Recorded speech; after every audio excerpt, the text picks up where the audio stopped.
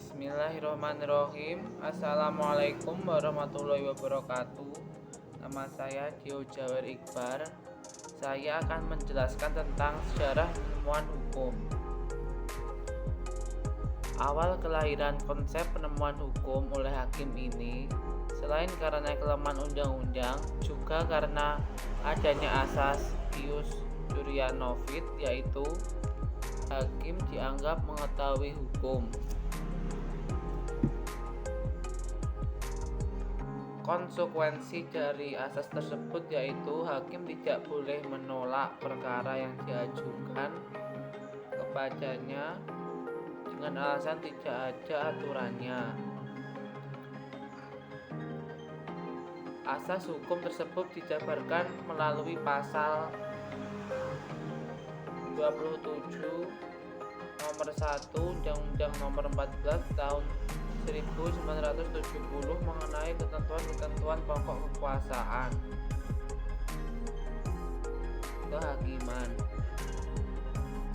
Penemuan hukum yang dilakukan oleh hakim ini selain menafsirkan ketentuan undang-undang, juga bertujuan untuk menutupi kelemahan-kelemahan undang-undang. Kelemahan dan ketertinggalan hukum di dalam sejarah hukum, terutama pada pengkodifikasian hukum dan kaitannya dengan penemuan hukum. Dalam kepustakaan ilmu hukum tercatat 3 fase, yaitu sebagai berikut. Yang pertama, pada fase sebelum tahun 1800. Yang kedua, pada fase pertengahan abad ke-18. Terus yang ketiga, fase abad ke-19 awal abad ke-19.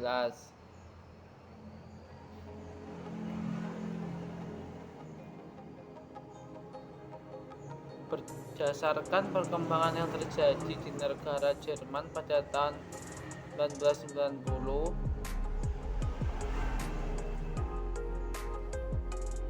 maka untuk mengantisipasi kodifikasi hukum yang dinilai kurang mampu mengikuti perkembangan masyarakat, maka lahirlah gagasan perlunya mengisi kekurangan undang-undang atau kekosongan hukum melalui perluasan penggunaan penemuan hukum oleh hakim. Pada fase ini, hukum tidak tertulis kembali diakui dengan memperhatikan nilai-nilai yang hidup di dalam masyarakat.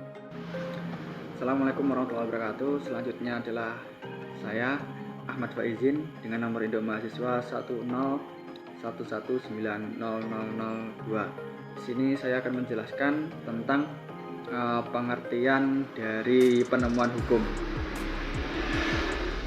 Penemuan hukum merupakan salah satu wadah yang dapat digunakan oleh hakim untuk mengisi kekosongan hukum atau menafsirkan suatu kaidah peraturan perundang-undangan yang tidak ada atau yang kurang jelas.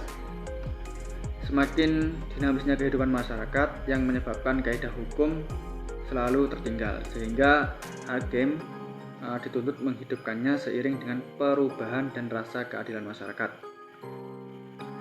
Menurut Sudikno Mertokusumo, beliau mengemukakan bahwa penemuan hukum diartikan sebagai proses pembentukan hukum oleh hakim atau petugas-petugas hukum lainnya yang diberikan tugas melaksanakan hukum terhadap peristiwa-peristiwa hukum konkret. Kemudian selanjutnya dikatakan penemuan hukum terutama dilakukan oleh hakim dalam memeriksa dan memutus suatu perkara atau sengketa. Penemuan hukum oleh hakim dianggap yang memiliki wibawa. Ilmuwan hukum pun mengadakan penemuan hukum, tetapi hanya kalau penemuan hukum oleh hakim adalah hukum, maka hasil penemuan hukum oleh ilmuwan hukum bukanlah hukum, tetapi ilmu atau doktrin. Meskipun yang dihasilkan itu bukanlah hukum, namun istilah yang digunakan juga menemukan hukum. Oleh karena itu, doktrin kalau diikuti atau diambil alih oleh hakim dalam putusan menjadi hukum. Doktrin bukanlah hukum, melainkan sumber hukum.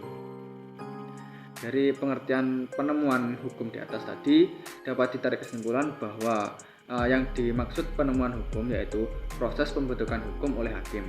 Hakim harus melewati apakah undang-undang tersebut tidak memberikan peraturan yang jelas atau tidak ada ketentuan yang mengaturnya. Jika terjadi demikian, maka hakim dapat melakukan penemuan hukum. Hal tersebut bertujuan untuk menciptakan hukum yang konkret dan sesuai kebutuhan masyarakat. Selanjutnya akan dijelaskan oleh Mbak Arin Kristianti. Yaitu alasan penemuan hukum. Oliver Wendell Holmes dan Jerome Frank menentang pendapat bahwa hukum yang ada itu lengkap yang dapat dijadikan sumber bagi hakim untuk memutuskan dalam peristiwa yang konkret. Pelaksanaan undang-undang oleh hakim bukan semata-mata merupakan persoalan logika dan penggunaan pikiran yang tepat saja, namun lebih merupakan pemberian bentuk yuridis kepada asas-asas hukum substansional yang menurut sifatnya tidak logis dan lebih mendasarkan kepada pengalaman dan penilaian yuridis daripada mendasarkan pada akal yang abstrak. Ketentuan undang-undang yang berlaku umum dan bersifat abstrak tidak dapat diterapkan begitu saja secara langsung pada peristiwa konkret. Oleh karena itu, ketentuan undang-undang harus diberi arti, dijelaskan atau ditafsirkan dan disesuaikan dengan peristiwanya untuk diterapkan pada peristiwa itu. Peristiwa hukum harus dicari lebih dahulu dari peristiwa konkretnya, kemudian undang-undangnya ditafsirkan untuk dapat diterapkan. Karena undang-undang tidak lengkap dan tidak jelas, maka harus dicari dan diketemukan hukumnya dengan memberikan penjelasan, penafsiran dan melengkapi peraturan perundang-undangan. Hakim dalam memeriksa, mengadili dan memutuskan suatu perkara yang dihadapkan kepadanya harus menggunakan hukum tertulis terlebih dahulu, yaitu peraturan perundang-undangan. Namun apabila peraturan perundang-undangan tersebut ternyata tidak cukup atau tidak tepat dengan permasalahan dalam suatu perkara, maka barulah hakim akan mencari dan menemukan sendiri hukumnya dari sumber-sumber hukum yang lainnya.